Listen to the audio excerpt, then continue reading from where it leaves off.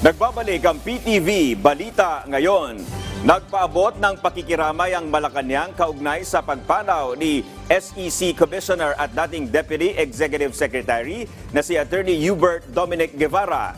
Namatay si Guevara noong Biyernes Santo sa edad na 55. Sa isang mensahe mula sa Office of the President, kinilala ang dedikasyon ng SEC Commissioner sa kanyang trabaho at sa kanyang huwarang serbisyo para sa mga Pilipino.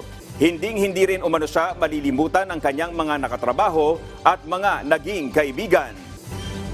Muling nagbabala ang Bureau of Immigration laban sa peking e-travel websites na naniningil ng bayad. Paalala ng ahensya, libre ang paggamit at pagpaparehistro sa e-travel. Pwede itong ma-access sa etravel.gov.ph. Maaari ring i-report ang mga peking website sa hotline 1326 at sa cellphone numbers at email address na makikita sa inyong screen.